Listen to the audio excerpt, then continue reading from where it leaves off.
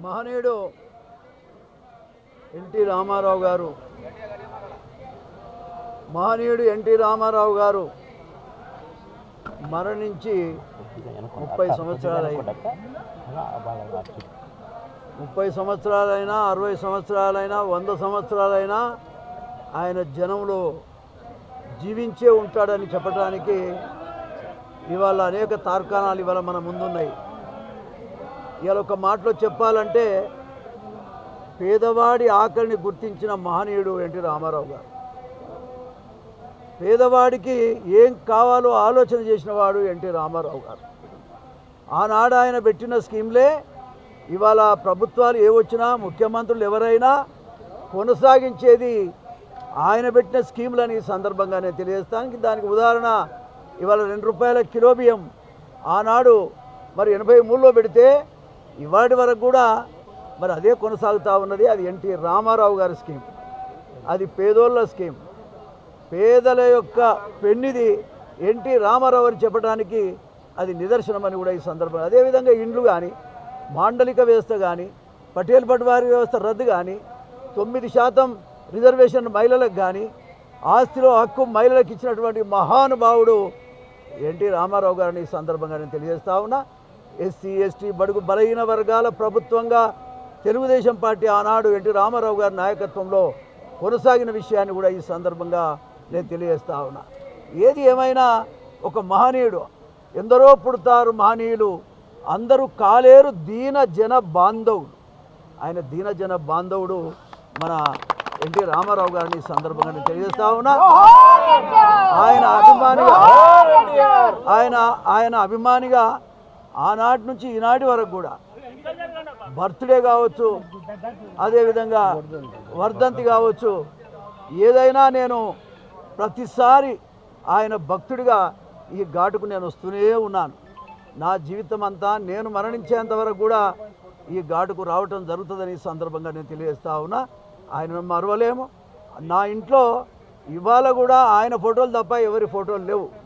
కారణం ఏమిటంటే గుర్తించినోడు ఆయన, పేదలను గుర్తించినోడు, పేదల నాయకత్వాన్ని గుర్తించినోడు ఆయన. ఎస్సీలకు కానీ ఎస్టీలకు కానీ బడుగు బలహీన వర్గాలకు చదువుకున్న వాడికి ఒక పైసా లేకపోయినా ఎమ్మెల్యేలుగా ఎంపీలుగా అదేవిధంగా మంత్రులుగా చేసినటువంటి మహానుభావుడు ఎన్టీ రామారావు గారిని ఈ సందర్భంగా నేను తెలియజేస్తా ఉన్నా. నేనే చెప్తా ఉన్నా, మరి ఆనాడు కాలేజీ నుంచి డైరెక్ట్గా ఉస్మానియా నుంచి అసెంబ్లీకి వచ్చినటువంటి పరిస్థితి నాది.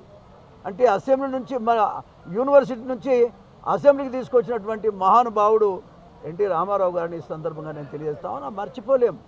నా మ్యారేజ్ అయితే మ్యారేజీ ముహూర్తం కూడా ఆయన చేయితో పెట్టినటువంటి పరిస్థితిని కూడా ఈ సందర్భంగా నేను తెలియజేస్తా ఉన్నా. మ్యారేజ్కి రావటం, మ్యారేజ్ డిన్నర్ ఇవ్వటం, నాకు మరి ఒక దళితుడిగా ఎంతో గౌరవించినటువంటి ఆ మహానుభావుని మరవలేనని కూడా ఈ సందర్భంగా నేను తెలియజేస్తా ఉన్నా. దళితులంతా బడుగు బలహీన వర్గాలంతా గ్రామాలలో ఇప్పటికీ ఆయన భక్తులు ఎంతో వేల మంది లక్షల మంది ఈనాడు ఉన్నటువంటి విషయాన్ని కూడా ఈ సందర్భంగా నేను ఎన్టీ రామారావు గారిని ఎవరు మర్చిపోలేరని కూడా మరొకసారి ఈ సందర్భంగా నేను తెలియజేస్తూ, వాస్తవంగా ఆయనే దేవుడు, పేదోడిని గుర్తించినోడే దేవుడు, ఆయనే ఎన్టీ రామారావు గారిని మరొకసారి సందర్భంగా తెలియజేస్తా ఉన్నాను. నమస్కారం.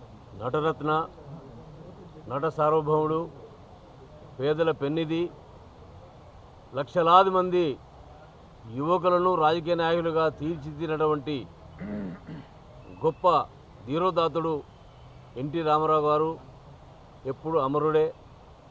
30 సంవత్సరాలు గడిచిపోయినా 1 సంవత్సరం కూడా గడవలేదేమో, ఇంకా ప్రజల మధ్యలోనే ఉన్నాడేమో అనేటువంటి ఒక ఖ్యాతిని కీర్తిని సంపాదించుకున్నటువంటి మహనీయుడు. మాకు రాజకీయ భిక్ష పెట్టి దైవ సమానులుగా ఎక్కడో మారుమూల గ్రామాలలో నివసించేటువంటి చిన్న కుటుంబాల్లో ఉన్నటువంటి వాళ్ళందరినీ కూడా గుర్తించి పైకి తీసుకొచ్చి ఈనాడు మాకు ఈ స్థాయి కల్పించడానికి కారకుడైనటువంటి మహనీయుని ఎన్నడూ మరవలేము. ఆయన ఆశీస్సులు ఇవాళ లక్షలాది మంది వేలాది మంది బడుగు బలహీన పేద వర్గాలపైన వారి ఆశీస్సులు ఉంటాయి.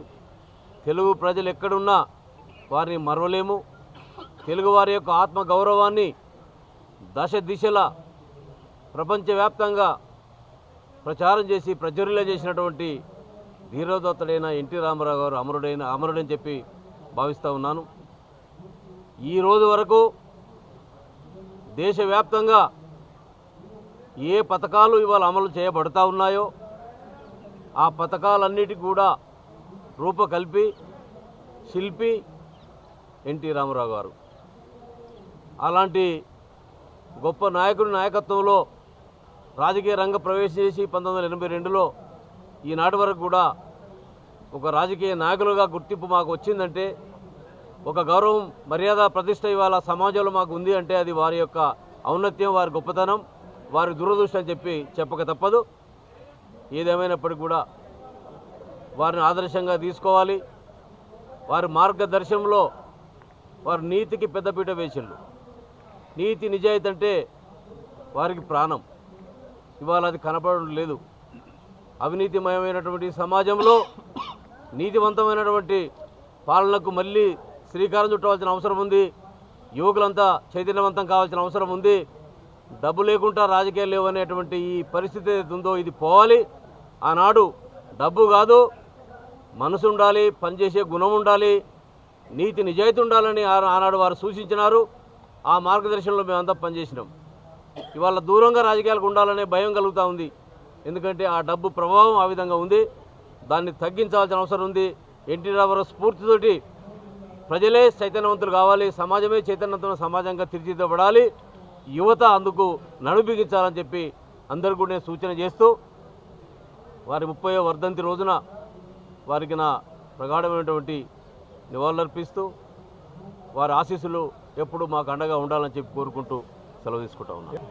నా దేవుడు నా దేవుడు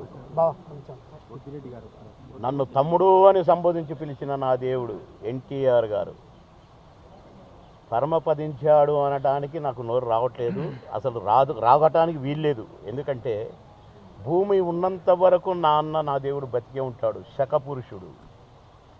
శకపురుషుడు ఎక్కడ చూసినా కూడా ఎన్టీ రామారావు గారు కానీ ఇప్పటికీ ఆయన బొమ్మ వచ్చినా, టీవీలో ఆయన బొమ్మ వచ్చినా, ఆయన పాట వచ్చినా ప్రజలు ఇంకా మా దేవుడు బతికే ఉన్నాడన్న భ్రమలోనే ఉన్నారు తప్ప, ఆశతోనే ఉన్నారు తప్ప చనిపోయాడు అనేది ఎక్కడా లేదు. ఎందుకంటే నేను అంతా తిరుగుతుంటా గనక, అందరిని కలుస్తుంటా గనక, ఎక్కడ కలిసినా ఎవరిని కలిసినా కూడా టాపిక్ వస్తుంది కనుక, సినిమాల టాపిక్ ఆటోమేటిక్గా వస్తుంది కనుక నేను చెప్తున్నాను. కనుక శకపురుషుడు నా అన్న ఎన్టీ రామారావు గారు. ఒక ఆయన అన్నాడు, భూమి ఉన్నంత వరకు ఎన్ని జనరేషన్లు మారినా ఎన్టీ రామారావు గారు బ్రతికే ఉన్నారన్నాడు. అందరూ పుడతామండి. మనం పుట్టుట చచ్చటానికే క్వశ్చనే లేదు. ఇది సృష్టి. కానీ చనిపోయినాక కూడా కొందరు బతుకుతారు. ఆ లిస్టులో నా దేవుడు ఎన్టీ రామారావు గారు నెంబర్ వన్.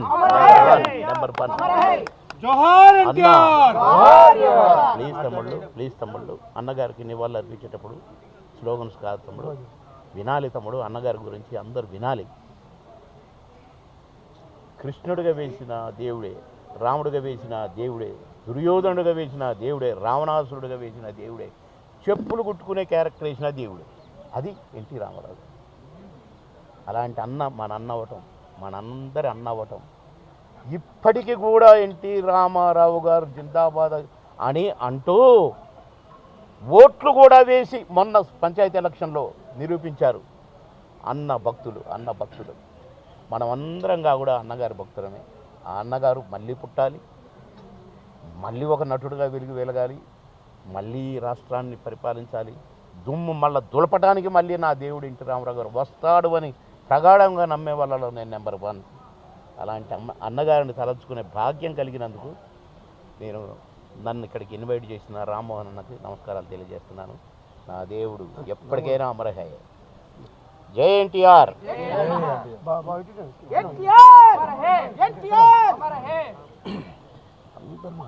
ఈరోజు స్వర్గీయ నందమూరి తారక రామారావు గారి 30వ వర్ధంతి సందర్భంగా ఎన్టీఆర్ అంటే తెలుగు ప్రజలు ఉన్నంతకాలం, ఇప్పుడే సోదరుడు బాబుమోహన్ గారు, నరసింహులు గారు, పెద్దిరెడ్డి గారు, అదేవిధంగా సినీ నటులు కూడా ఎంతోమంది వచ్చి నివాళులు అర్పించడానికి వస్తూ ఉన్నారు. ఎవరిని అడిగినా పార్టీలకు అతీతంగా, కులాలకు అతీతంగా సినిమా రంగంలో ఒక కృష్ణుడుగా కానీ, రాముడుగా కానీ, ఏ వేషం వేసినా కానీ ప్రజల మెప్పు పొంది తెలుగు ప్రజల హృదయాల్లో ఉన్న వ్యక్తి స్వర్గీయ నందమూరి తారక రామారావు గారు.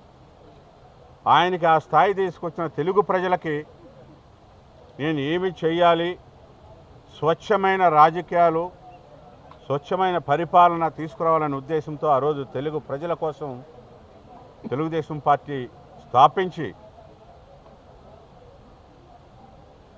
ఏదైతే ఈవేళ ఏ ప్రభుత్వాలు వచ్చినా కానీ, ఎవరొచ్చినా కానీ సంక్షేమ కార్యక్రమాలకి ఆరాధ్య దైవం అంటే భారతదేశంలో స్వర్గీయ నందమూరి తారక రామారావు అనేది ఎవరిని అడిగినా కానీ చెప్తారు, ఎక్కడికి వెళ్ళినా కానీ చెప్తారు. కాబట్టి అలాంటి వ్యక్తి ఈవేళ మన ముందు లేకపోయినా తెలుగు ప్రజల హృదయాల్లో ఏ దేశంలో ఉన్నా కానీ, ఎక్కడున్నా కానీ ఉన్నారు. మరి ఆయన ఆశయాలని అనుగుణంగా నారా చంద్రబాబు నాయుడు గారు, అదేవిధంగా నారా లోకేష్ గారు తెలుగు ప్రజల అభివృద్ధి కోసం ఏమి చేయాలో ఆ ప్రణాళిక వేసుకుని ఆ విధంగా ముందుకు వెళుతున్నాం. కాబట్టి ఈ సందర్భంగా ఇక్కడ ఈవేళ నివాళులు అర్పించిన తర్వాత ఆంధ్రప్రదేశ్ అవ్వచ్చు, తెలంగాణ అవ్వచ్చు, ఎక్కడైనా కానీ తెలుగు ప్రజల హృదయాల్లో ఉన్నారు కాబట్టి అభివృద్ధిని కోరుకుంటున్నారు. కాబట్టి ప్రజలు ఇక్కడ కూడా తెలుగుదేశం పార్టీ కూడా మరి ఏదైతే పూర్వపు వైభవం ఉందో ఆ వైభవం వచ్చే విధంగా కూడా తెలుగు ప్రజలు ఆశీర్వదిస్తారని, ఆ విధంగా మా నాయకులందరూ కూడా పనిచేస్తారని, ఆ విధంగా ముందుకు వెళతాం. ఎందుకంటే ఎన్టీఆర్ ఆశయము ఇందాక నరసింహ గారు చెప్పారు, పేద పడుగు బలహీన వర్గాల వారిని రాజకీయ గుర్తింపే కాదు, వారికి సముచిత స్థానం కల్పించడమే కాకుండా ఆర్థికంగా బలోపేతం చేయడానికి ప్రభుత్వాలు పనిచేయాలని, స్వచ్ఛమైన రాజకీయాలు ఇవ్వాలనే ఉద్దేశంతోనే మన గండిపేటలో ఒక రాజకీయ పాఠశాల ప్రారంభించాలని ఆ రోజే వారు కోరుకున్నారు. చాలామంది యువతకు తెలియదు ఈ విషయం. ఎన్టీఆర్ అంటే ఆయన ఆశయాలు ఏమిటి అనంటే ప్రజాసేవ చేయటం, అది కూడా నీతివంతమైన పరిపాలన అందించడమే నిజమైన పరిపాలన. ఆ పరిపాలన వల్ల సామాన్య మానవుడు కూడా లబ్ధి పొందాలి అనే ఒక నినాదంతో ముందుకు వెళ్ళడం జరిగింది.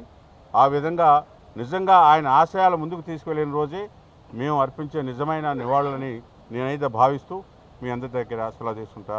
Local to global news at your finger tips. మీ చేతిలో ఒక ఆయుధం. Download raw TV app. Media legend Ravi Prakash is back.